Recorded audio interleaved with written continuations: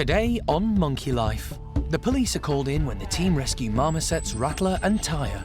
It was about the worst circumstances that we've ever collected common marmosets from the British pet trade. Concerns for the team when Capuchin Gorilon goes under the knife. You can be all right on all this heat. And Diego's having a whale of a time. This has got absolutely nothing to do with anything other than just being lots and lots of fun.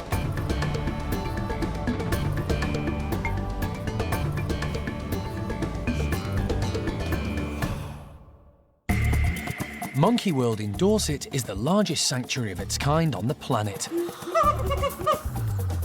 The team, led by Dr. Alison, rescue and rehabilitate unwanted and abused primates from all over the world.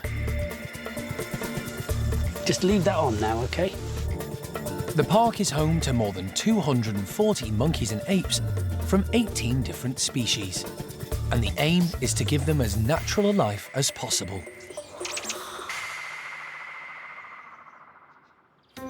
In the UK, common marmosets are amongst the most badly treated victims of the primate pet trade.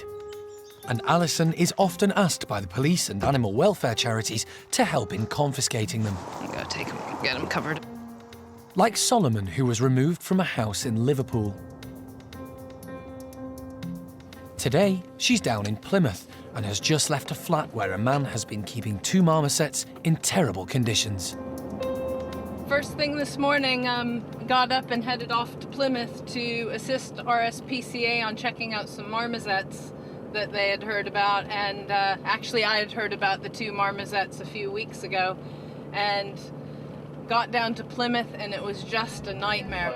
Sorry. They found Rattler, a male, and Tyre, a very young female. They were simply, you know, loose in the room. And the one little one is just a tiny, tiny, tiny baby that should still be with its mother.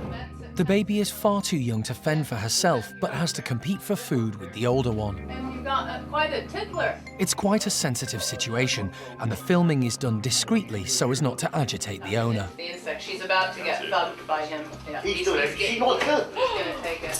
Come on. Little Tyre has just been knocked off the pole by Rattler. Come on, that's the first time that's happened. The marmoset's home is a length of plastic tubing suspended beneath a curtain rail. It hasn't been cleaned out for days, and there are feces and dead insects all over the flat. They urinate in this plastic pipe here, and yet their food's put in there, so they have to walk through their urine and feces to get to their food. With Alison's assessment of the conditions, the RSPCA inspector soon decides that the marmosets need to be moved out of the flat immediately. Yeah, well, I've told you I've had to take a lot of what I had for them down. I've kind of seen enough at the moment, and I'm not very happy. I'm gonna caution you, okay? Yeah, well. You do not have to say anything, but it may harm your defence if you do not mention now something which you later rely on in court. Anything you do say may be given in evidence. Do you understand the caution? Yeah, I understand the caution. But it's not over yet. Although Alison wants to take Rattler and Tyre back to the park, their owner isn't going to give them up easily. Eventually, the police have to be called in. Upset and angry, the owner storms out of the house, taking baby Tyre with him in his pocket. I just want to be left alone. You'll have to arrest me. Alison is given the go-ahead from the police to catch and confiscate Rattler. They eventually find the owner in town and seize baby Tyre as well. Monkey World will take care of them until the courts decide their future. Police had to be involved, and I've now got hold of the marmosets in the back here, and I'm taking them back to Monkey World, where we'll leave them overnight together, and then tomorrow morning we'll try and integrate them with a family group that we've got at the park and see how we go. But really, these guys are going to need some TLC and potentially some medical care as well, but we'll have to wait and see what the vets think. At the park, Jeremy and the team waste no time in settling them down for the night. It's been a long day for them, but tonight they'll have a clean bed and a good feed.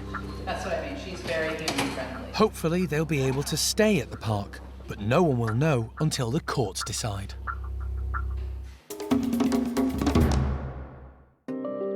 At the Capuchin house, there's been a scuffle between 2 other rescued primates. Gorilon, the oldest member of the group, was involved, and one of the younger males. Winslow came from the tunnel and sort of latched onto Gorilon, who was on the mesh, and it was all very quick. There was actually no screaming or anything, and within sort of a couple of seconds they were separate. Winslow legged it, and Gorilon obviously had this rather nasty injury. Park vet Mike Nathan's already been down to check on Gorilon and decided that he's going to need surgery to fix his hand. Gorilon's had an injury first thing this morning where one of the others has just suddenly bitten him and bitten a finger almost off. So it's at this level here. This bit of the finger is hanging off and swollen, and there's a slice up here, it looks like, with the bone sticking through. That kind of injury is going to need to be addressed, and that piece of bone is going to need to be removed. It's a straightforward operation, but the staff are concerned about Gorilon having an anaesthetic. He's now 35 years of age. Oh, that's just an estimate. He could be older, so yeah, it's quite a risky thing for him to undergo. Gorilon was one of 88 capuchins brought from a lab in Chile in 2008, in the biggest rescue Monkey World has ever undertaken.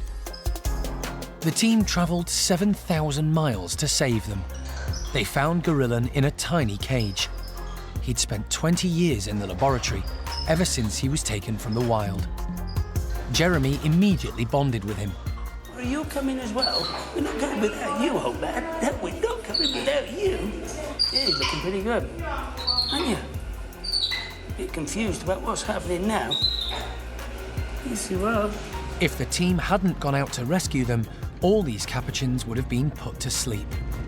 Even then, there were concerns that elderly Gorilon might not survive the long flight back to the UK. Really pleased he's made the journey really well. He's an old boy. Amazingly, all 88 rescued capuchins survived the trip, and Gorilon began his rehabilitation at the park along with the rest of them. Gorilon's always been well respected and regarded as leader of the group. But capuchins can be feisty, and of late he's had several punch-ups with younger males. Sort of between Gorilon and Winslow, really. However, Gorilon's got a lot of popularity within the group, but Winslow's sort of a lot younger and he's got a bit more muscle power.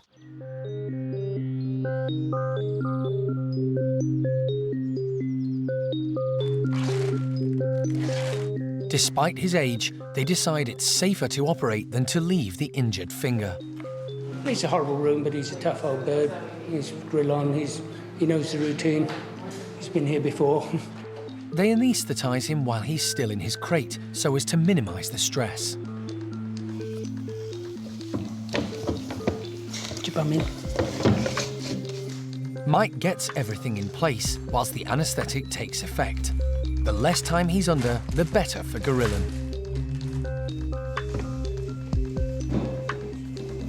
It's vital surgery, and whilst Gorilon has been stable in previous medical checks, all operations can be risky.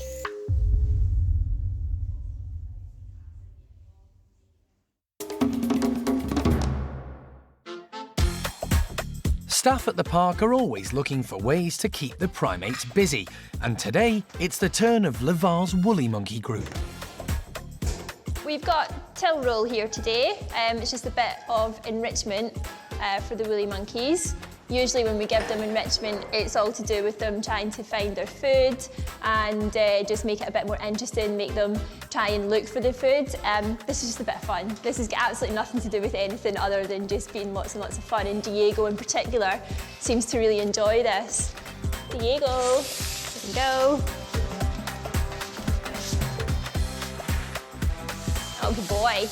Young Diego's quick off the mark, using his brilliant hand, eye and tail coordination. Oh no, it's finished! But that's not the end of the game. There's masses of fun still to be had. Even Dad Lavar's not above joining in. 6-month-old Manny, the baby of the gang, isn't old enough yet to compete with the big boys, but he's determined to get his share. So he's been coming down and just grabbing loads of it in his little tail, much more than probably he can handle, and is trying to carry that away with him. But Manny's mum Paquita is boss lady in the group, and she's making sure everyone knows this bit of till roll is hers. She's actually chest rubbing on it, which is them scent marking. This is normal behaviour for woolly monkeys. It's their way of claiming their territory. She's no competition for Paquita, but Manny's big sister Ayla shows she's just as strong and agile as the boys. Everyone's having a wonderful time, except Julio. He's at that stage in his life where he's trying to act all big and serious and trying to make everyone see that he's not the little boy he once was. The till rolls have provided great entertainment for this woolly family. They're having an absolutely fantastic time, and I'm sure this noise will stay like this until bedtime.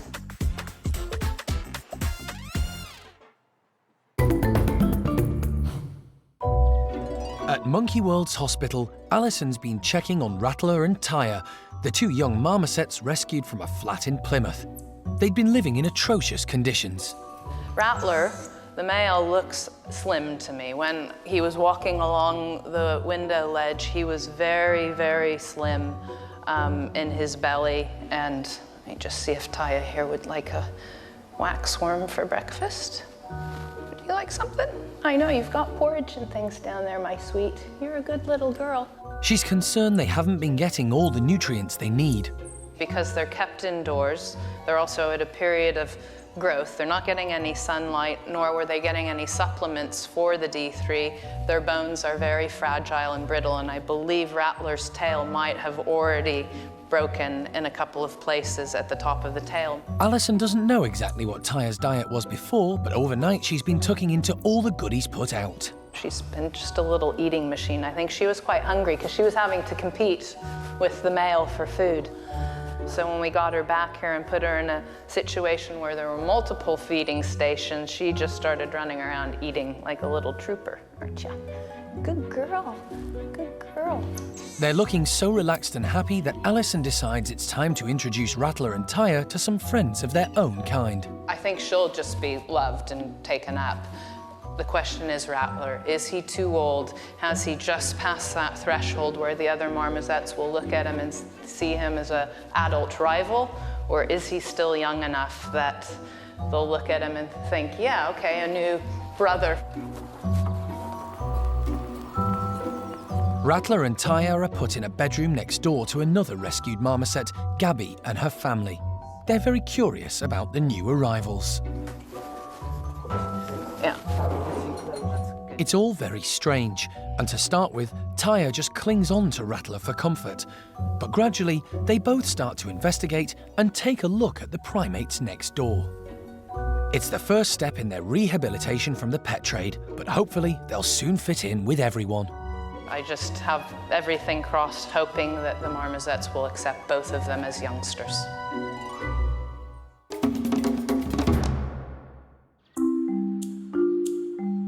At the other end of the park, two much older residents are about to get a fruity delicacy. Today we're making some enrichment for our patos monkeys that we've got here at the park.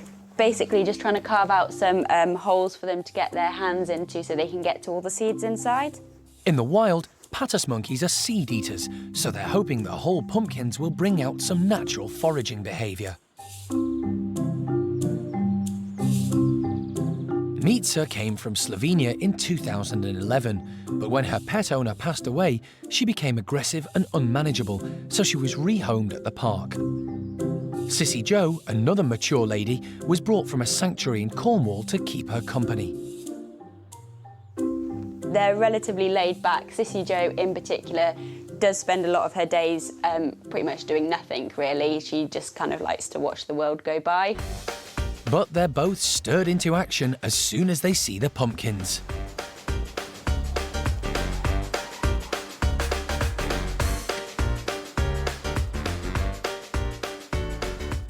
I'm quite surprised that they're kind of taking part in this enrichment quite as well as they are. I'm really, really pleased that they are doing that. Sissy-Jo's making sure she gets the tastiest bits. Before Mica came to the park, she'd never lived with her own species, and she's had to learn all about monkey behaviour from Sissy-Jo. Sissy tries to kind of show her the patos way of life, really, and Mica is picking it up really, really well. She's grown in her confidence since she's been here. She didn't want to come outside when she first came here, but now she likes to spend a lot of her days out here and likes to look over and see what the capuchins are doing and things like that. So it's really nice to see her come out of her shell since she's been here. Although neither of them quite live up to their speedy reputation, they can still make the most of life together. Patas monkeys in general are obviously supposed to be the fastest primate on land. These two, you wouldn't really think it if you looked at them, but they are two old ladies, so you kind of got to forgive them for that because, you know, they're in their old lady days now, so if they want to sit down in a quiet corner, then that's what we're happy to let them do.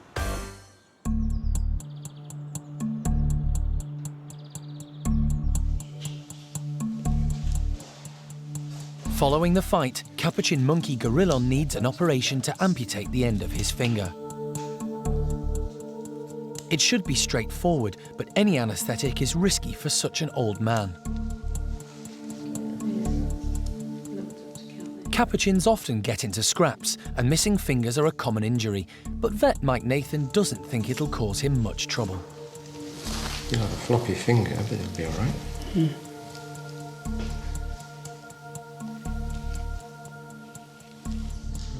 You can be all right on all this heat. Yeah, he's all right.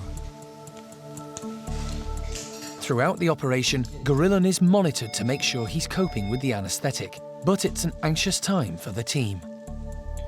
The way this has gone, hopefully, means we've just taken out the offending bone that was, sticking up out of the wound, and then we'll just close the skin over it, and hopefully that will be okay. It's the heart rate. Okay.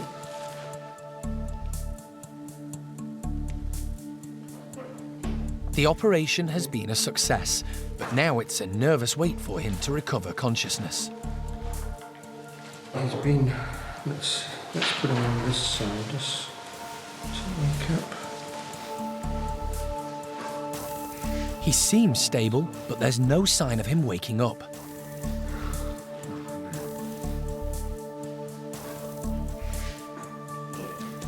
Come on, wakey wakes.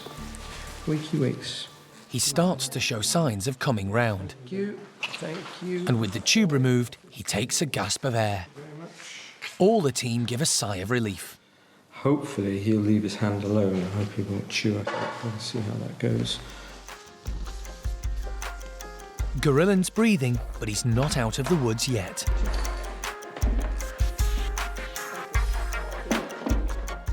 Mike's doing his best to rouse him, but it'll take time for him to fully recover from the anaesthetic. Until he does, the team will keep a watchful eye on him. Over at Gordon's orang enclosure, the whole family are now back together. Gordon was separated following the arrival of this new baby girl, because adult male orangs have been known to kill newborns. Although Gordon's not a bad chap, he's also only just becoming mature, and he's got testosterone multiplied by testosterone, and he doesn't really know where he is a lot of the time. So being a bit cautious with him can only be a good thing. Keep away from Gordon when he's in a bad mood. He's a big lad. I creep round him like mad. I don't want to be on the wrong side of Gordon. After 2 weeks, Gordon was reunited with his group, and so far he's shown no objection to the little one. But he's leaving all the work to the ladies. Orangs are not the sociable family group animals that a chimpanzee or a gorilla would be. They really, father has very, very little to do with babies and the looking after and being around them when they're very young. It's not the sort of thing that he's programmed to have in his social life. Xiao Kuai isn't this baby's natural mum, but she took on that role when her real mother rejected her. Xiao Kuai is a professional mum, so she's fine. She just looks after babies. It's what she wants to do, it's what she does, and it's what she does best. The baby's real mum, Xiao Lan, seems far happier playing with toddlers. And Xiao Kuai's happy to watch them having fun whilst she cuddles the baby.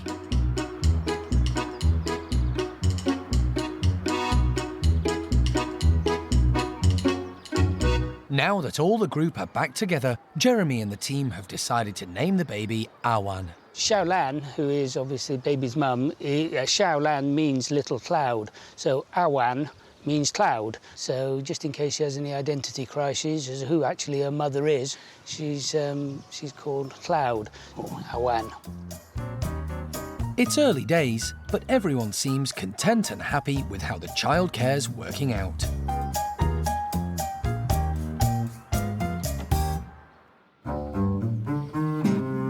At the Capuchin Lodge, it's the morning after Gorilon's operation. He looks like he's got a bad hangover, but he's taking it easy, soaking up the sun. And so far, so good. Gorilon's doing really well. He's recovered from his op and we've put him back outside today. His hand's quite swollen still, but so far the stitches and everything he's left alone, and nothing's sort of opened up on that hand. He's been kept away from Winslow, but the other Capuchins are gathering round to inspect their leader's wounds. He's very popular, and he's also tough as old boots, really. I mean, when you think some of the injuries he has had over the years in his background, and he just gets on with life, and you wouldn't know, you know, half the time that these things have happened to him, really. He's even done a bit of climbing. He's using pretty much all the enclosure. We haven't seen him up in the trees too much, but yeah, he's been right on the hoses, all the rope ladders, been on the ground, also been in the cargo net. So some quite tricky surfaces there, but he's coped with them fine. It looks like old man Gorilon's going to live to fight another day.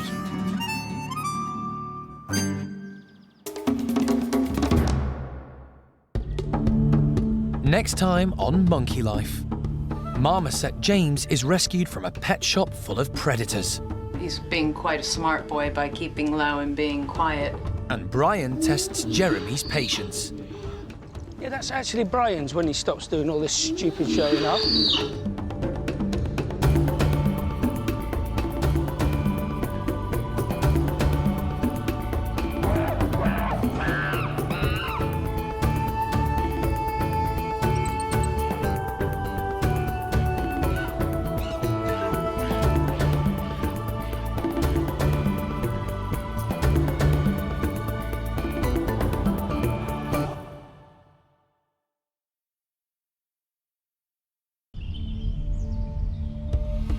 This time on Monkey Life.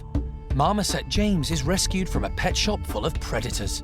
He's being quite a smart boy by keeping low and being quiet. Capuchin monkey Marlow discovers a trespasser.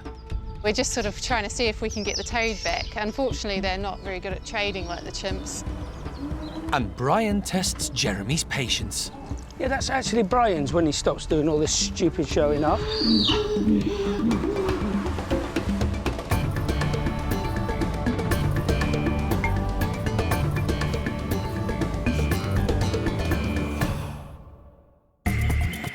Monkey World, nestled deep in the English countryside, is the largest sanctuary of its kind on the planet. The team, led by Dr. Alison Cronin, rescue and rehabilitate unwanted and abused primates from all over the world. Now it's just we'll get him back to the park, get him settled, so really happy. The park provides a home for more than 240 monkeys and apes, and the aim is to give them as natural a life as possible.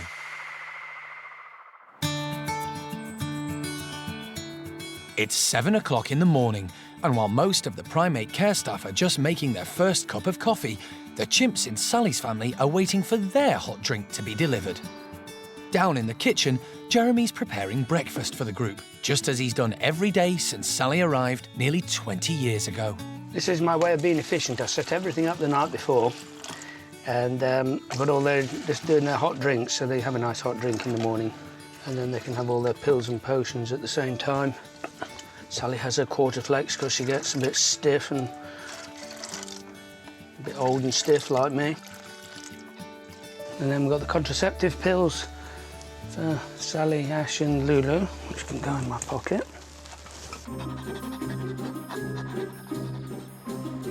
It's almost time. They all know the routine, but not everyone's playing the game. Wait, behave. Ash is holding back as usual. Hang on a minute. Rodders, the spoilt baby of the group, makes sure he's first in line. Come on, Sal, get up.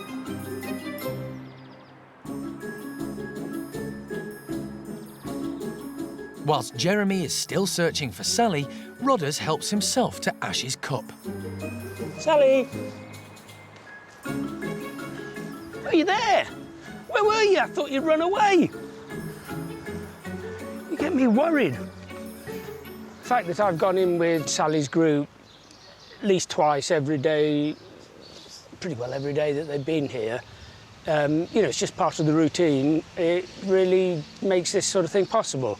Now, it would be possible without that, but it's just a lot easier this way. Bryan knows that there's a cup with his name on it, but at approximately 9 years old, he's an adolescent and finding it very hard to control his emotions. Oi, oi, just behave. Bryan, Bryan, come here. Adult chimpanzees are aggressive, and Jeremy is the only member of the team who goes into the enclosure with them. He's known them all since the day they arrived, and he helped care for Ash and Rodders when they were rejected by their mothers. The way I can make this work is that I don't make pets of them. I say hello to them, and Bryan's obviously a bit wound up this morning. The reason he's wound up is because his routine isn't quite the same. It's because you're here. It's your fault.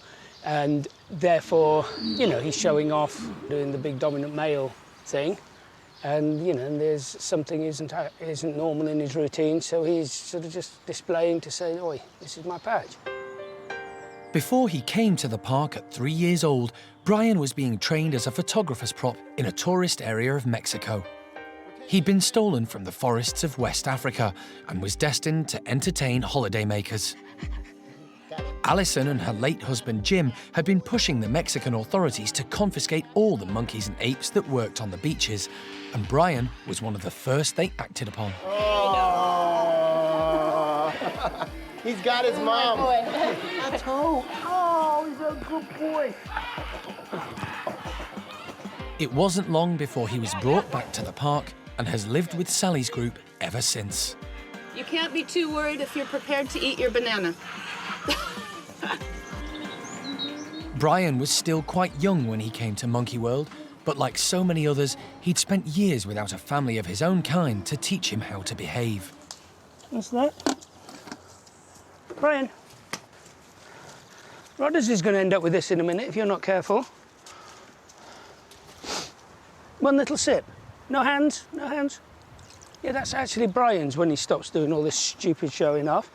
While Bryan's displays are natural, they signify a time of change for everyone.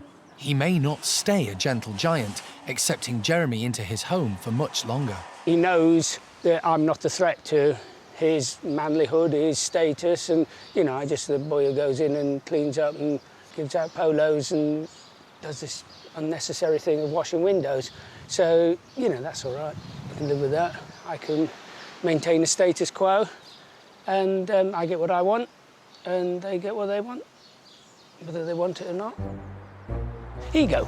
Come here. Oh. Bryan eventually calms down. Just drink it. Now, you leave him alone. With Bryan growing up so quickly, Sally's position as boss is set to change. It's going to be good for Sally because she's going to have to realise that Bryan is the dominant male now, and although she's never, ever been able to cope with the dominant male, the fact that Bryan's evolved into it over a long, long time, you know, might be able to just sort of sneak it in without her noticing, and I think it'll work. Right, can I just do the windows now? Is that all right? I don't know why I bother. With 5 playful chimps around, it's a thankless task. Rodders is just waiting for him to finish. Bryan gets the last word today, but it remains to be seen how his relationships with the rest of the group develop.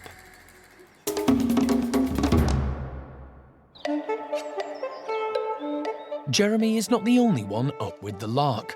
Alison is heading off to Canterbury to rescue another victim of the UK pet trade in primates. Yeah, off to Kent this morning, bright and early, to go collect a 5-year-old male marmoset called James. So I've got everything together just to make sure we can get him into the box safely and get him back to Dorset bright and early before it gets dark.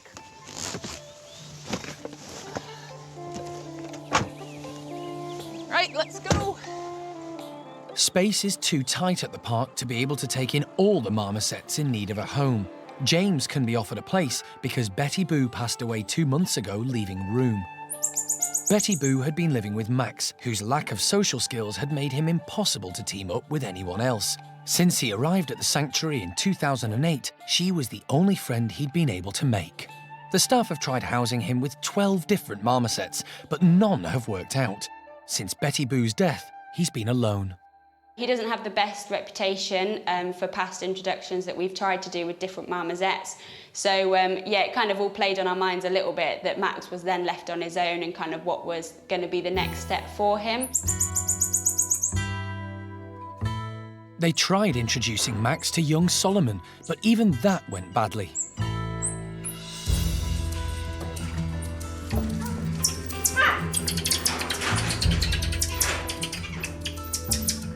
The team had to act quickly to stop Max injuring Solomon. If Max doesn't accept James when he arrives, it could be his last chance of a housemate. I'm holding out a lot of hope for it, although I'm not completely convinced it's going to work just because of Max's bad reputation. But yeah, I've got everything crossed that it really does work. James, we think, is a little bit older than Max, so hopefully he'll be able to maybe show a little bit of dominance over Max, which is possibly what he needs. Just someone to say, no, I'm not backing down. And then hopefully Max will give up any chasing or anything like that he wants to do, and they can just live happily side by side. Because Max has had to live on his own since Betty Boo's death, the team have been finding ways to keep him occupied and as active as possible. We've just filled a bottle with a bit of foraging material for him, some nice grapes and waxworms in there for him, a few holes in the side of the bottle so he has to reach in with his little arms and forage through the material to get the treats out. So Max is having to work to get his dinner, just like he would in the wild. We've put marmoset gum inside the black tube for him today. They would take gum from inside trees. Their natural behaviour would be to gnaw on tree trunks and on bark to get all the sap and stuff from inside there.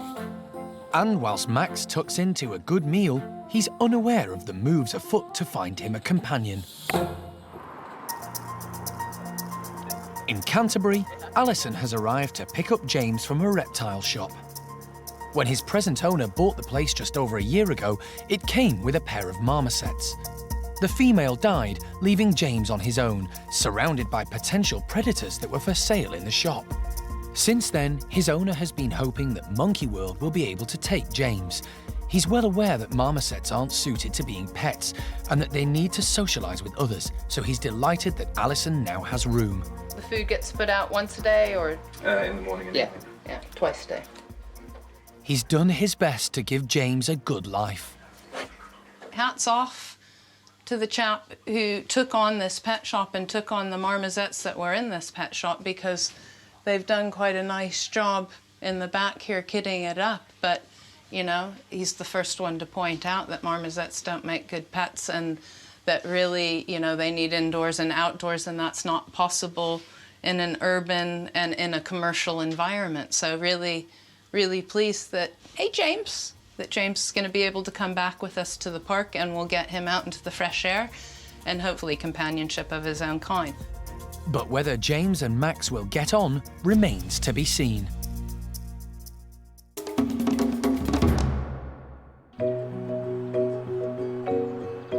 At Bueno's woolly monkey enclosure, the family are all out enjoying the sunshine, including Mum Yurima and her latest addition. Yurima and Baby are doing fantastically well now. Baby's 5 weeks old, so she's just at that stage where she's starting to become aware of everything that's going on around her. She is a girl, and we've called her Ava. These guys come from South America, from the Amazon rainforest, so traditionally we've always gone for Latin American sounding names for them. Obviously Eva Perón was a very famous wife of the Argentinian president, so Ava just seemed like a really nice name for her. This is Yurima's 4th infant. She's a fantastic mum, very, very protective of her babies. They don't often get to go off and venture when they're very young. In fact, when Enzo was just a few months old and was trying to get off of her to go and explore, he could only go about a foot away from her, and she always had a hand planted firmly on his head to make sure that he couldn't get very far. So she is a very protective mum. In the last 2 years at the park, as well as woolly babies Ava and Enzo, there's been Milo, Oscar's son, and 6-month-old Manny, Lavar's boy. But Ava's the only girl born in that time. It's fantastic for the breeding programme because it means that later on she can go off and have babies of her own and be a really, really productive member of the breeding programme, hopefully. And that's becoming more and more important as, overall, the numbers of woolly monkeys, both in captivity and in the wild, continue to decline. They originate from the tropical rainforests of South America, where they live in large social groups of up to 45. Each group is led by an alpha male, but hunting and deforestation have had a devastating effect on them. They're classified as critically endangered in the Amazon, so there's not many years left for them to exist in the wild, unfortunately. But it's a different story at Monkey World. Against the odds, woolly monkeys have bred well at the park. The 3 groups, led by Bueno, Lavar and Oscar, have produced 14 babies over the years. Little Ava has been born into a very close family. It's a really family-based group. Bueno is everything that a dominant male should be. He's a protector, he's a disciplinarian, he's everything that you want in a dominant male. Urema, again, everything you want in a dominant female. She's a fantastic mother, she disciplines the youngsters well, and she's a brilliant role model for the youngsters. 5-year-old Paolo was born into Lavar's group, but had to be hand-reared when he failed to suckle. He joined Bueno's family at just 5 months of age, and he's now the mischievous teenager in the gang. They've taken him on fantastically well, and of course they've also welcomed Sarah now from America, and she's getting on famously with them as well. Her and Urema do still have their little niggly moments, but that's just what females do. They do niggle with each other, but apart from that, they're doing really, really well. Young Enzo doesn't get left out now the new baby's around. Urema does still make time for Enzo. She does groom him, she likes to make sure that he's okay. He's perfectly happy now to go off on his own and play with Paolo or play with Sarah, but Mum is always going to be his special member of the group, and she likes to make sure that he's still okay, so you do see them grooming quite a lot. And after all that grooming, it's time for Mum to enjoy some well-earned rest in the sun with her 2-year-old and his baby sister.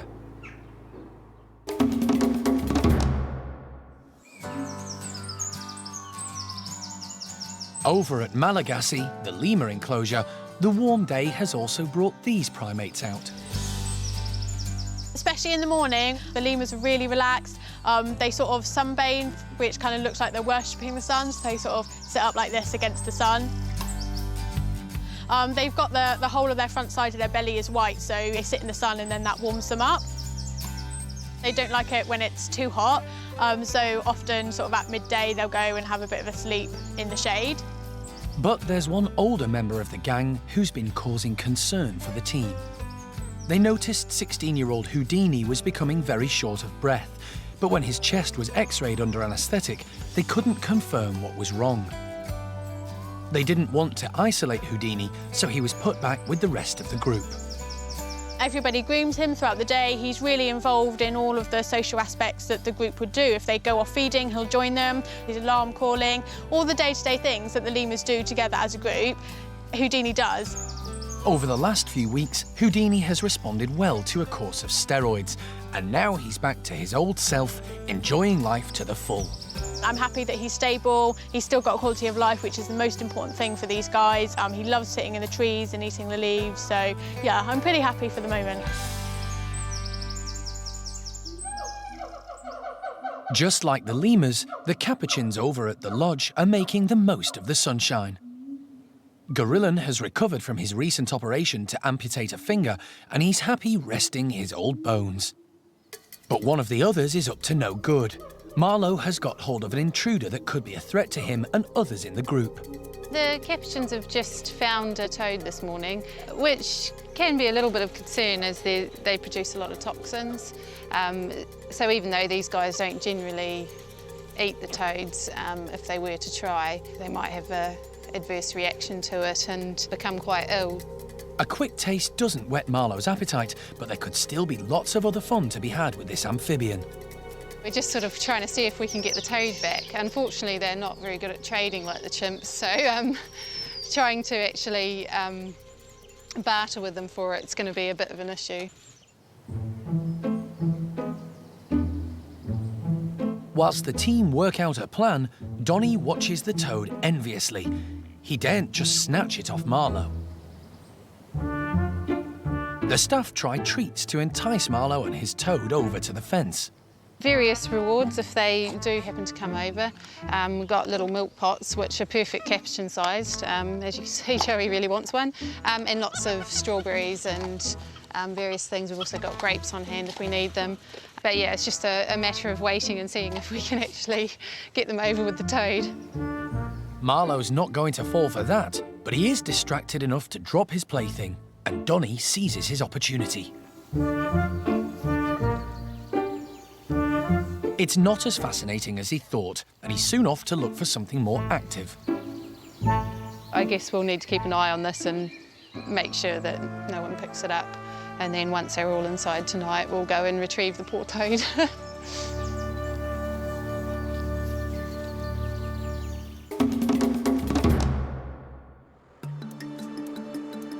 Alison has just arrived back with James, the rescued marmoset, and the team are keen to get him settled in. Right, all yours. New marmoset. He's put in a bedroom right next door to Max, where the team can get a good look at him. There he is. Good boy. Hello. Oh, there we go. He's a little bit wobbly on his back feet, but he's got straight out of his carrier and he's exploring the whole room, which is really good. So, yeah, he seems really nice. Neighbour Max can see James through the window, but can't get close to him. Max rushed in, as expected, to see the commotion. I mean, he's definitely aware that there's a new neighbour. Fingers crossed this is one that's going to work with Max, because if we can get them together, that would be really nice for both of them. Max seems relaxed at seeing another marmoset, but living with him might be a different story. They don't want Max getting up to his old tricks right from the start. Max, if we did an introduction straight away, is at a huge advantage. He knows his whole enclosure, he knows all the staff, he knows everything about this place, whereas James doesn't, so he'd be very, very uncertain. James needs time to familiarise himself with his new surroundings. So we're going to wait a while, make sure that James is nice and healthy, and just make sure that he's got his confidence levels up, really, before we decide to put the two together. But it's a promising start for James and Max.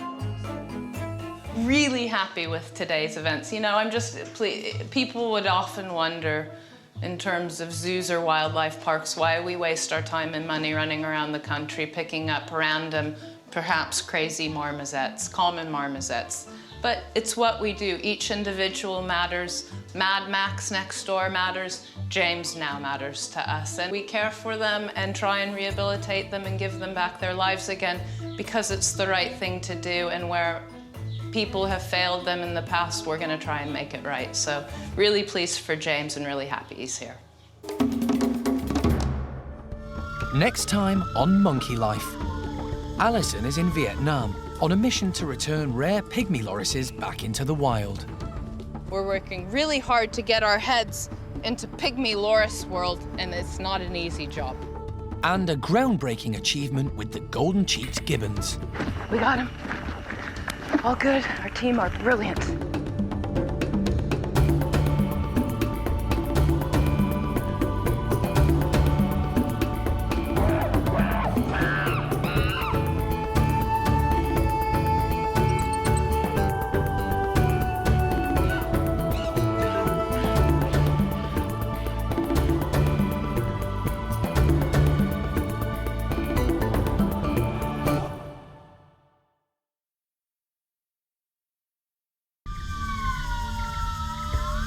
Today on Monkey Life, Alison is in Vietnam on a mission to return rare pygmy lorises back into the wild. We're working really hard to get our heads into pygmy loris world, and it's not an easy job. A first for John in the clinic. I've never anaesthetized or radiocollared a pygmy loris. Very few vets have had their hands on pygmy loris. and a groundbreaking achievement with the golden-cheeked gibbons. We got him. All good. Our team are brilliant.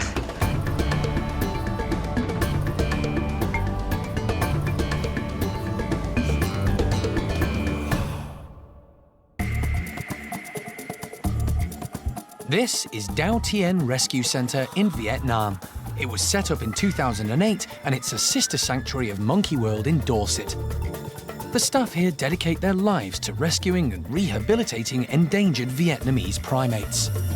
It's a new forest with a new family group of gibbons coming, and hopefully everybody will grow up and mature together. Dr. Alison Cronin has travelled 6,000 miles from the UK to visit the centre, which lies 160 miles northeast of Ho Chi Minh City. Vietnam has a population of over 87 million. The cities are crowded, and her rapidly growing economy is taking its toll on the tropical forests, which have long been home to an abundance of exotic wildlife. Alison makes regular visits to the rescue centre, but this time she's brought out specialist wildlife vet John Lewis. His expertise will be critical to the Gibbon project. So the island's back. Yes, that is it right there. Oh, Dau Tien lies within Cat Tien National Park. It's an island in the Dong Nai River, so it can only be accessed by boat.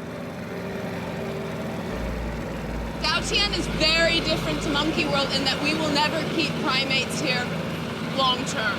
You're either fit for rehabilitation and release, or we'll find you a home somewhere else in captivity.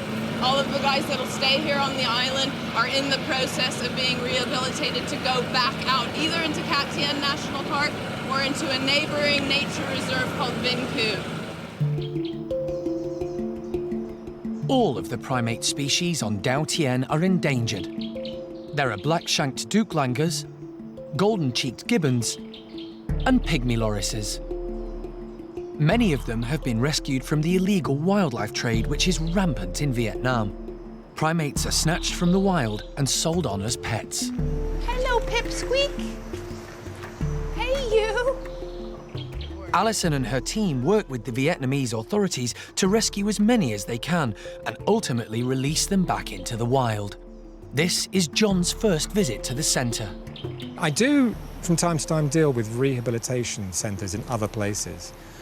99% of them are amateur, really amateur.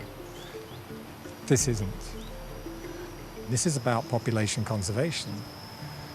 That's a different kettle of fish. So hats off to them.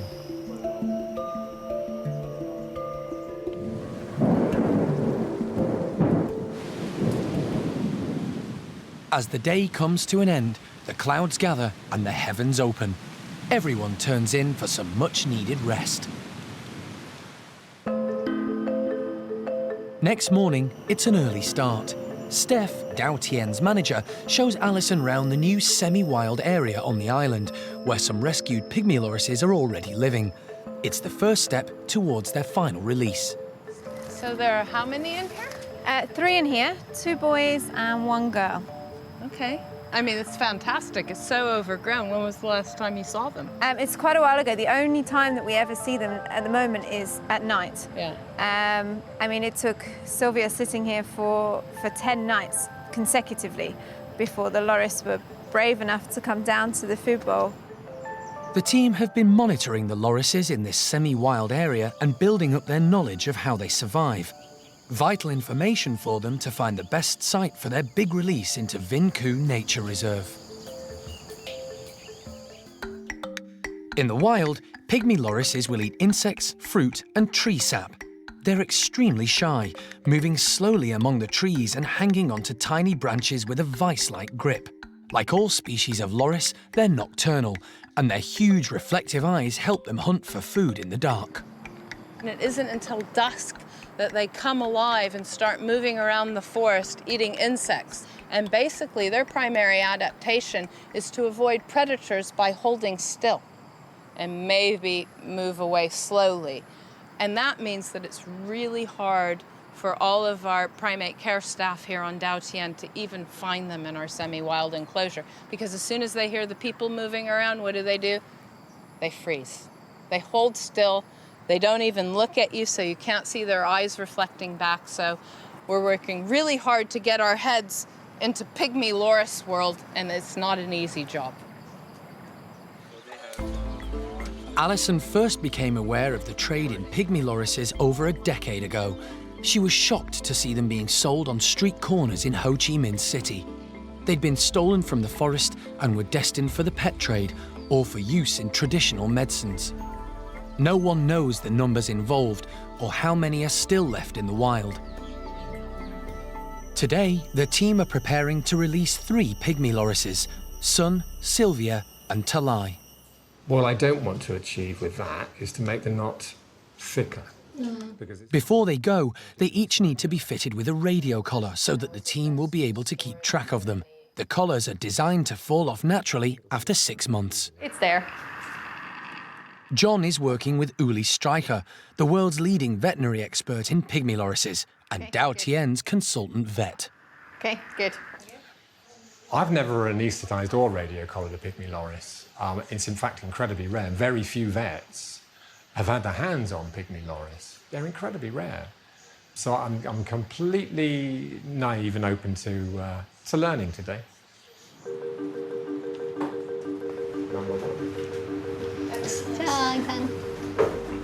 Okay. The lorises must be anaesthetised in order to fit the collar. Putting any primate under anaesthetic is risky, but even more with these tiny lorises. At around 500 grams, they weigh less than half a bag of sugar. Okay, go. The team must work quickly. Sylvia's given a general health check. Look at the teeth. Quick look at the teeth. Sylvia is lucky to have her teeth. Pygmy lorises destined for the pet trade usually have theirs clipped or knocked out so they can't bite. Once removed, they will never again be able to feed or protect themselves in the wild. Just keep it nice and quiet so that she's not too stressed. While she's under light anaesthetic, the drops will keep her delicate eyes lubricated. Now time for the small collar. Salam, madam.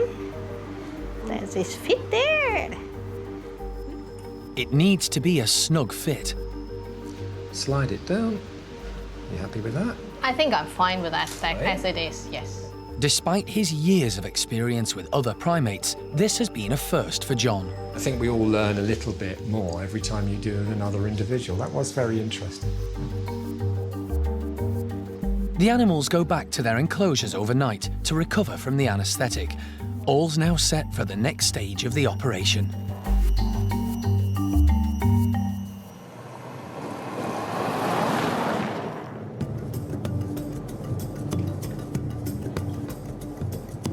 The plan is to free these pygmy lorises into the neighbouring nature reserve Vinh Cu. It's an ideal place, an area of forest obliterated during the Vietnam War. It's now regenerated, but still has few wild primates of its own. It's a 3-hour journey away, time enough for Alison to acquaint John with Vinh Cu. So just up the road here is the Soi Sao Ranger Station, which is the ranger station that protects the area where we've been releasing the gibbons last year. So meet the guys and then head straight out to the release site. The timing is crucial. They must travel in daylight and be ready to bring the lorises out as dusk falls. The last leg of the journey is so rough, the team take to mopeds, carefully balancing their precious cargo.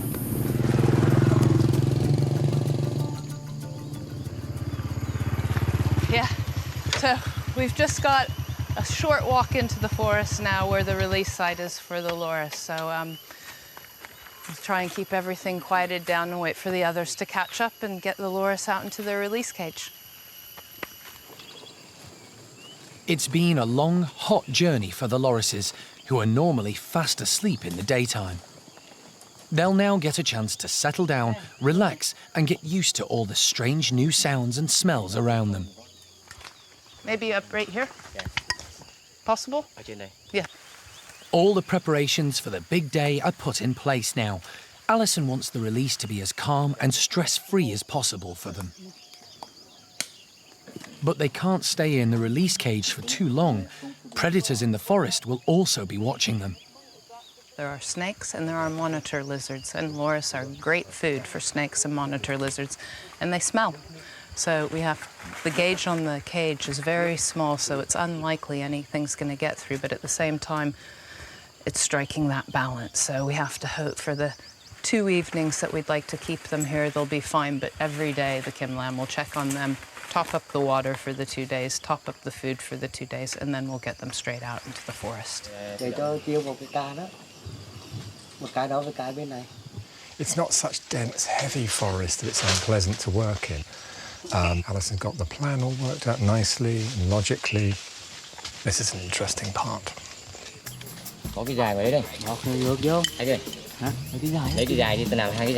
Just final touches right now before we get them inside the cage.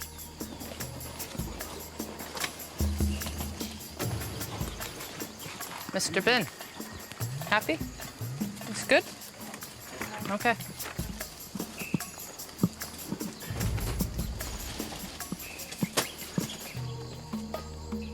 If all goes well, this will be the last full night Sun, Sylvia and Talai will spend in captivity. We've got food bowls in, water in, good shelter, in a tight cage, so I think we'll be all right for the night.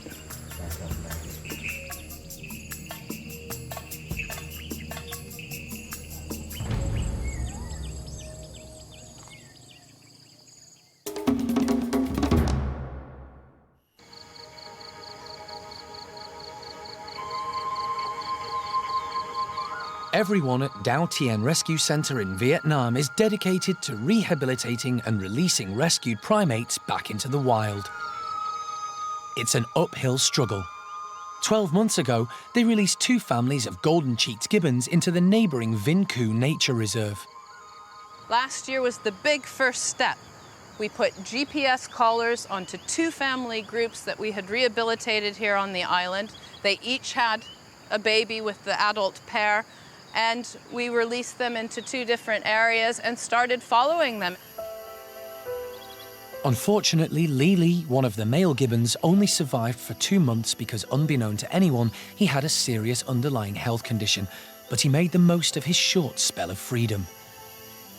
Not every gibbon's going to survive when we put them back out into the wild, but it's better than living in a small cage in a petrol station or at an amusement park and assuming that we think you're fit and healthy and behaving well.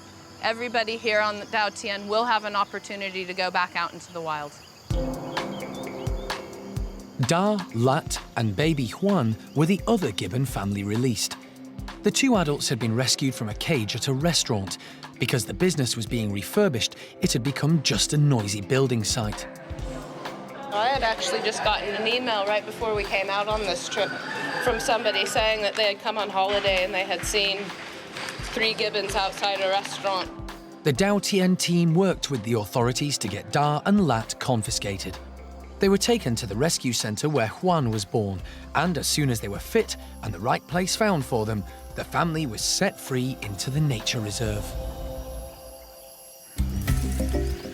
Today, the team are going back to Da's old release site in Vinh Khu. The males in both families were fitted with GPS collars so that their whereabouts would be known. Vital information was recorded, which will enable the team to prepare the best release sites in the future. The signal from Lili's collar alerted them when he stopped moving and died, but both collars should have dropped off after 6 months. So, fingers crossed on this one. A year later, Da has still got his collar on. They must get the bulky collar off Da, both for his welfare and so that they can collect the research data from it. So, after all their efforts in getting him back into the wild, they're now planning to recapture Da, retrieve his collar, and at the same time check his condition. Mr. Bin and Mr. Ton are going in to now try and catch Da in the cage, so this is it. We either catch him in the cage today or we try again tomorrow. But so only the 2 of them, but I'm just going to creep up behind in the trees just to see how they're going. Have a quick look. The rest of the team hold back while Mr. Tan goes ahead. He looked after Da for 2 years while he was at Douc, so Mr. Tan's a familiar face, the only one with any chance of getting close to him now. If they don't catch Da, it's actually very dangerous to dance him. Mainly because even if I succeeded, which is one tall ask, he'll probably swing off. Goes high in the tree, which is likely, becomes anaesthetised, he'll fall. So we can't really risk trying to anaesthetise him up in the trees, free out of that cage. He has to be in the cage. For the last few days, they've been putting food into Da's old release cage to tempt him back in, so that they can sedate him.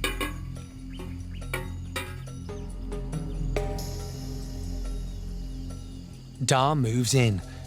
He spots the food in the cage. He might just try to reach in and grab it. But no, he swings right inside. Mr. Tan acts quickly, securing the door. They've got Da, and there's no way out for him. We got him. All good. Our team are brilliant. Fantastic. They must approach very quietly. His mate Lat with baby Juan will be nearby, and there's a real danger she could take fright and abandon Da, destroying this family group. She is in the tree, so... John has prepared the anaesthetic, but it's Mr. Tan that Da knows, so the plan is that he will administer it. Okay, good luck. The boys with you are right there. Everyone else keeps their distance.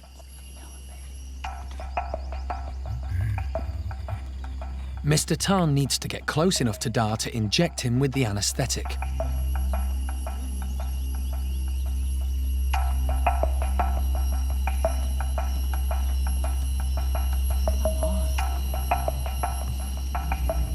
He's done it.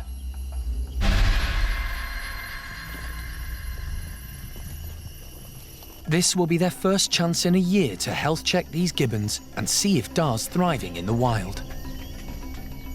Now, John must work quickly. Any delay could have disastrous consequences for this gibbon family. Thankfully, the GPS collar comes off very easily. He's straight on to the health check. Da's condition will let them know if there's enough food around this release site. There's no obvious abnormality. His teeth are good. His condition is happy. Is satisfactory. The collar's now off. We are going to take a blood sample. And that's it. Wake him up. The reason I'm whispering is we actually haven't given him a great deal of anaesthetic. And noise will wake him up. Or it will tend to rouse him. So.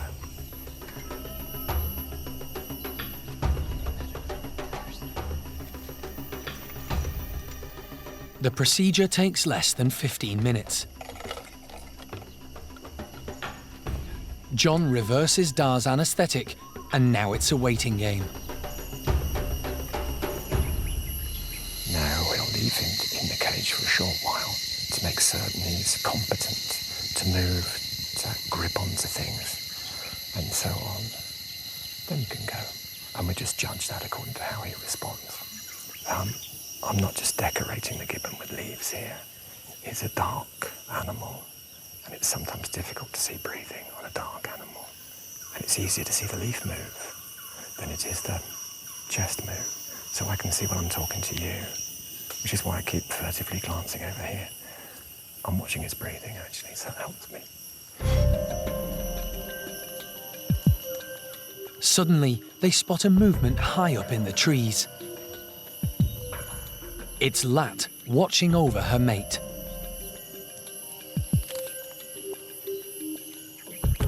They can just see baby Juan on the branch to the left. Da is coming round and takes his first few shaky steps.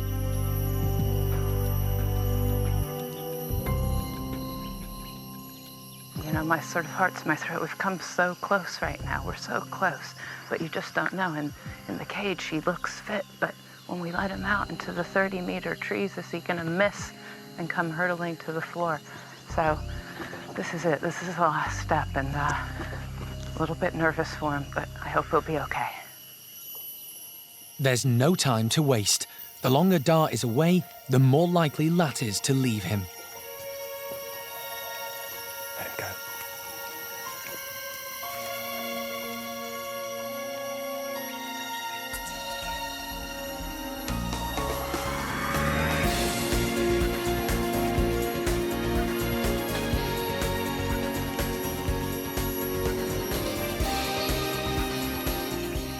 Absolutely brilliant textbook. Couldn't have been better. Really, really good. And I'm so pleased because they've been out here for a year and now we can officially say Da and Lat are wild gibbons again.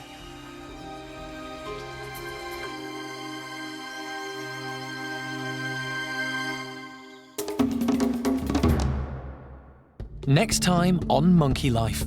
Will pygmy lorises' son, Sylvia and Talai, be able to survive in the wild? Really, it's time for all of us, everybody who's come out today, to pull back, get out of the forest, and leave them to it. And Alison meets black-shanked douc langer Lala, the newest arrival at Douc. Hello, my sweet.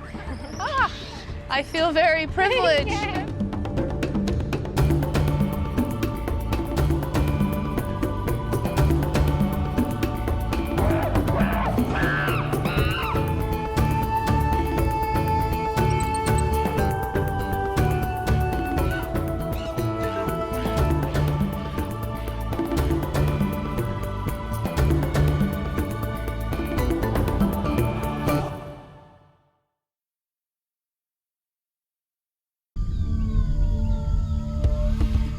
It's a Monkey Life special in Vietnam. Will the rescued pygmy lorises be able to survive in the wild? Really, it's time for all of us to pull back, get out of the forest, and leave them to it. The team try to catch a rare sighting of a family of douc langurs. That could be. Yeah, I think it is. And Alison meets Lala, the newest arrival at Douc. Hello, my sweet. I feel very privileged.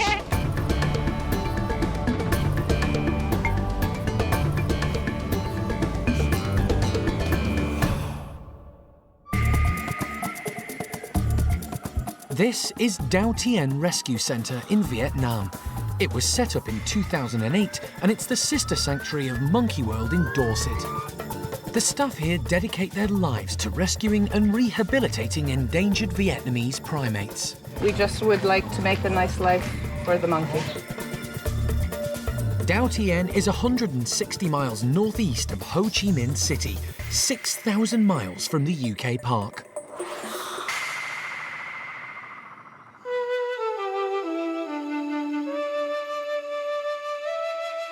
Dr. Alison Cronin makes regular visits to the island, which lies within Cat Tien National Park, an area of lush tropical forest.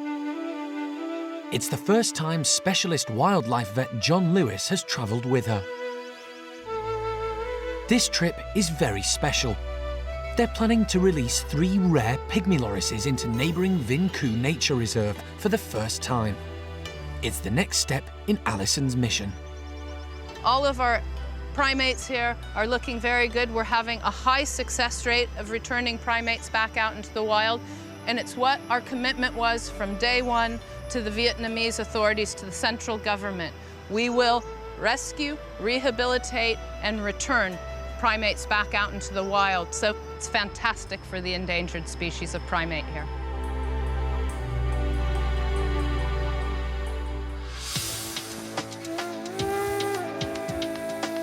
Yesterday evening, they left pygmy lorises' son, Sylvia and Talai to overnight in a carefully prepared release cage where they could get used to this strange new part of the forest. Now they're heading back to the release spot, but the lorises' sleeping habits have thrown up a whole new challenge and they're having to work round the clock. They're nocturnal. By the time we get out to the release cage, dusk should be setting in, which is the perfect time when the loris sort of start to come alive and start looking around. So we're just going to quietly open that door and hope that they feel comfortable enough to move around and come out of the cage. But you don't know. Whether it's tonight they come out or tomorrow night, it's going to be up to them. So we'll give them a chance and we'll just sit back quietly and hope that they come out tonight, but we'll see. Although they've made the cage as safe as they can from predators, there's still a chance a snake could have found the lorises and crept inside. But they find them alive and well. They're awake and investigating their surroundings. So where's the best position for the camera trap? They want the camera to catch the lorises as they come out in order to provide vital information about how they make their way into the forest. Yes, yes. Okay. Okay, good. Come on. But it's a bit hit and miss. It's really not an easy job following on the loris. We do have their radio collars, but of course everything for the loris happens at nighttime. So with the camera traps even, you can't set them for a big bright flash because that'll just upset and disrupt the loris. So everything has to be considered in terms of a nocturnal species and a very quiet and stealthful species. So it's all new and interesting. With everything in place, the team retreat to wait and watch from a distance.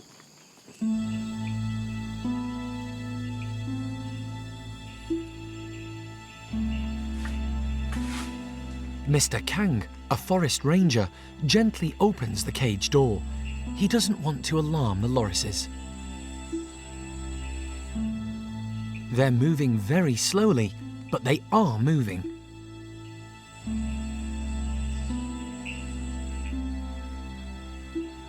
It's difficult for the team to make out anything in the dark. We can't really see anything unless we were to approach the cage and get sort of more up close to them, and that's just going to upset them and disrupt them. So really it's time for all of us to pull back, get out of the forest and leave them to it. We'll come back tomorrow once they've sort of gotten out into the trees and we'll track them down. What will be interesting to see is how far they move tonight. So what I'm really excited about is coming back tomorrow night and seeing how far they've gone. The lorises are left to brave the night and find their own way to freedom, whilst the team head back to get some sleep. Next morning at Douc, Alison is working with conservation ecologist Dr. Curtis Pay. Earlier in the week, they managed to recapture golden-cheeked gibbon Dar, one of their first successfully released primates, and take off his GPS collar before setting him free again. Now they're hoping to learn more about golden-cheeked gibbon Dar's last year, starting with his first month of freedom. We're just going to try and dump the information to see where he and his family have traveled over the past year, because it's really important to know so we can make sure we do the right thing in coming years with all of the rest of the gibbons. So many files. This is the first opportunity they've had to see if the collar has been working properly. Covering GPS data, fantastic. Okay. So what we need to see is a scatter sheet. Yes, show chart. Yeah. Okay, low. Can we get all data points? Let me see. It's an anxious moment as they wait for the chart to appear. Yes! Oh, it works. Okay, good. Each of the points indicates a location that Dar and his family visited. It's clear that even in his first month of release, they were moving around the forest extensively. They covered over 100 hectares of the nature reserve. Really surprised that Dar and his family are traveling as much as they did in the first month. It's quite remarkable. And there does seem to be some focus in certain areas. So the question now also will be getting the GPS positions from the map. And then our guys can go out into the forest and see what fruiting trees and what foliage are in those patches of forest, so that we then know for our next release site the good areas that the gibbons are telling us they like to be in. So the team did a good job in choosing Dar's release site, and they're even better equipped for next time. It's late afternoon. Alison and the team have gone back into the forest at Vinku Nature Reserve, where last night they released pygmy lorises' son, Sylvia and Talai, back into the wild. They want to see if they survive the night and are hoping to track the lorises using signals from their radio collars. We're hoping that we're going to find 3 loris sort of in the general vicinity of the release cage, but you don't know. They might have come out and marched off. They're pretty small little guys, but the radio frequency that those callers put off should be picked up by the aerial. When you tune it into the different frequencies, we should be able to find all 3 of them, whichever direction they've gone in. But it's just a case of getting a bit closer so we can get a stronger signal. The radio collars are less accurate than the GPS collars that the gibbons were wearing, but the tiny pygmy lorises couldn't be fitted with such bulky equipment. They know from the signals that the 3 lorises have left the release cage. They're straight into the forest after them. With only Dr. Pei's aerial to rely on, they're going to need a lot of luck to find 3 pygmy lorises high up in the 30-metre canopy.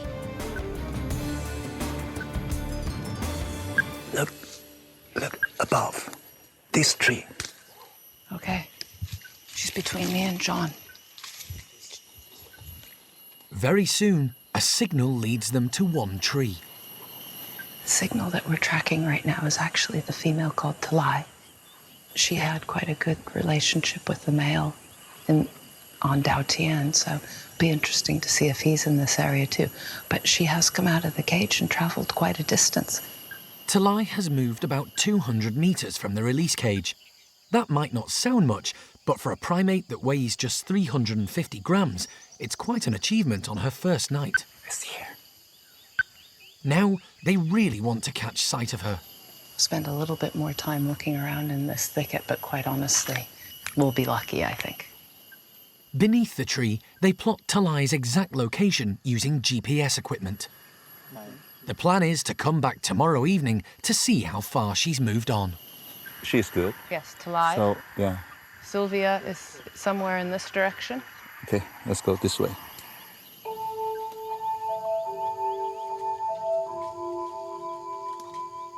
One loris located. Now, where is Sylvia? Curtis searches for any sign of her. Alison, we found Sophia's signal. This way, not too far away from sun. We go this way. Now we've located all 3 collars. It would be nice to actually see the loris attached to the collars, so carry on looking for a little bit longer. We don't know exactly where, because when they hide, they usually hide under leaves and also have the leaves cover their small bodies. So it's difficult. They might not be able to see them, but Sylvia and son have found their own place somewhere amongst this foliage. This will gradually increase the biodiversity of this forest for sure. And 1 or 2 species re-established will improve or increase the possibilities for other species to come back. So I think they will like here and they will find good home here. It's time for the team to call it a day. We know that they've left the cage, so we've secured it and shut it. That means that those 3 loris are now officially wild loris back in Vinku.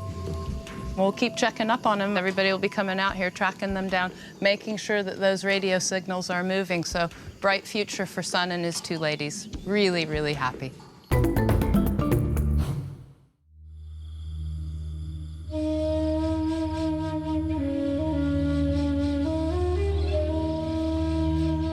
It's the early hours at Dau Tien Rescue Centre in South Vietnam.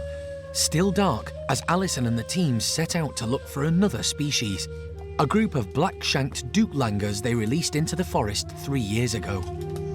Yes, it's 4:30 in the morning right now. We've gotten up extra early to head out into the southern tip of Dau Tien to try and find our black-shanked douc langurs, which we've released.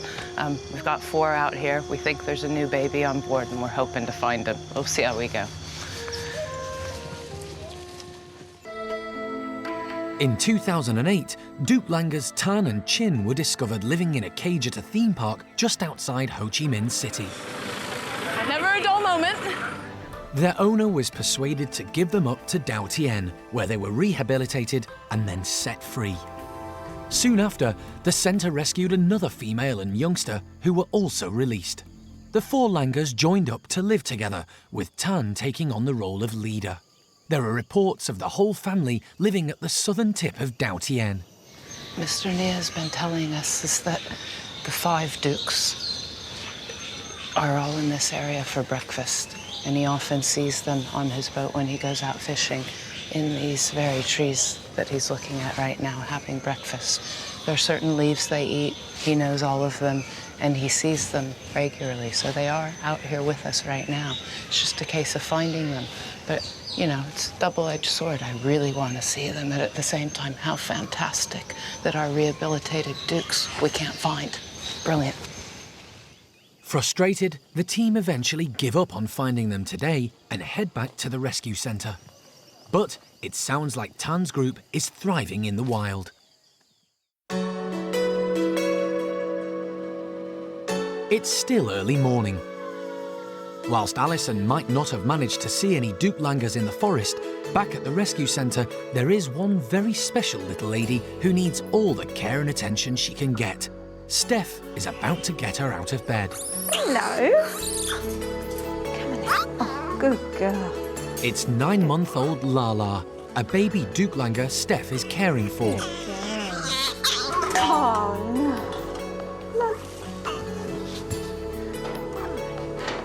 So now we're just going to weigh Lala. She'll sit on the scales long enough. And there we go. And that's really important just to make sure that she's putting on weight as she should be. She's not losing any weight. So we weigh her every morning before she has breakfast. They think her mother was killed by hunters for meat when Lala was just 3 months old. The baby was destined for the pet trade, but would never have survived at such a tender age. Fortunately, she was handed into the centre 3 days later. Since then, the staff have been hand-rearing her. It's a demanding job, and they need to wear face masks to prevent her picking up any human diseases. She has 5 bottle feeds a day. In the wild, douc langurs inhabit the forests of Laos, Cambodia and Vietnam. Like these red-shanked douc langurs, they're beautifully marked and very striking to look at. They're amazingly agile, using their long hind legs and tail to run, leap and balance in the treetops, and they have a most unusual diet. Doucs are leaf eaters, so they have a very special stomach to help them break down all that tough leaf material. And actually, ripe fruit can kill a douc. And they have very sensitive gut systems, bacteria and enzymes in that gut to help them break down that food. So she has a very specialised diet, and we have to make sure that she knows exactly what she should be eating. They do eat some fruit, but unripe fruit. They won't eat ripe fruit like the gibbons do. And the staff at douc go to extraordinary lengths to make sure little Lala gets her gourmet meals. It's very important that she learns exactly what species she needs to eat when she goes into the wild. So all of the leaves we collect from the island, which is the same forest habitat as we're going to release her in, so it's all the same species. And doucs, naturally in the wild, they learn from what they see their mum eat, they will then eat. So what we have to do is pretend to eat things, and then she quickly grabs them out of your hand and decides that she wants them. With every day that passes, Lala learns more of the skills she will one day need in the wild. Now she's older and a bit braver, she will run to trees now where she knows that those leaves are particularly tasty. She has her favourite leaves, so that's really good. It shows that she can distinguish which trees have these leaves on, which is really positive. This is Alison's first meeting with the baby douc. This is Lala. This is Lala. She looks absolutely beautiful. Hey, little girl. Yeah, she's doing really, really well. Yeah. Look what I got. Look what I got. Look. So she has 3 carers. So Fung here, myself and Sylvia. So it's not one person with her 24 hours a day. That's really good, yeah. And Fung is excellent with her. She's still drinking milk. Hello. Good girl. She's still having milk feeds 5 times a day at the moment. So, thank you. Acceptance. I know. We're going well. We're doing okay. Good girl. You know what she needs most now? More dukes. Yeah, she needs a mother, a proper mother. Yeah. However much care and attention the team give to Lala, they can't replace her own family group. She is becoming independent. She's starting to have opinions, and this is the exact time that she needs to identify with douc langurs Yeah. and not with people. Absolutely. Because really the goal here would be to get her back out with the group that's wild here on the island. Yes.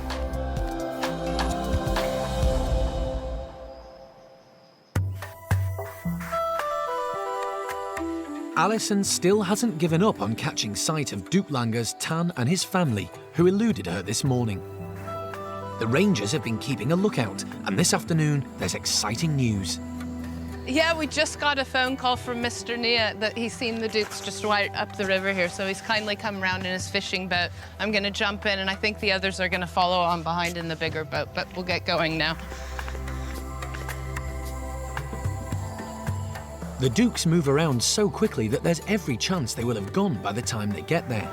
River transport is slow, and any noise may scare them away.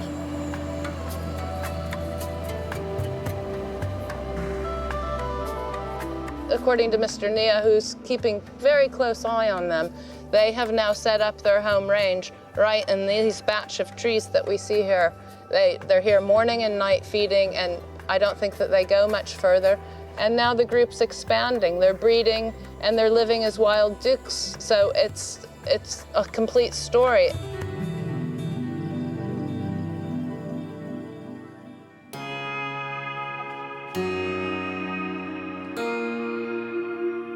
They watch and wait.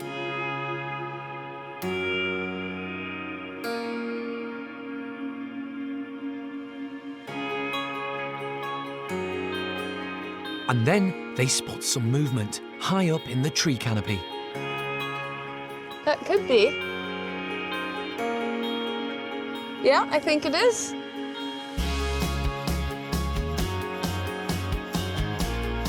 Tan and Chin, the douc langurs who spent years confined to a cage at an amusement park, are roaming freely, enjoying their life to the full. Tan has grown into a handsome male, keeping an eye on things and protecting his family, including the latest addition. Absolutely fabulous, and a testament to what can be done even from the grimmest of circumstances. One day, baby Lala will get her chance to join them. The work here on Douc, I believe, has been unparalleled. In only 3 years, we've rescued, rehabilitated, and put back out into the wild 3 different species of endangered primate.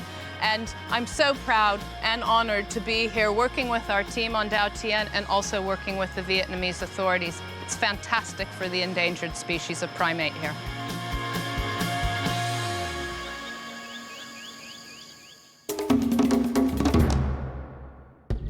Next time on Monkey Life, there's serious concern when woolly monkey Bueno deteriorates. Over the last few weeks, he has started to lose a bit more weight.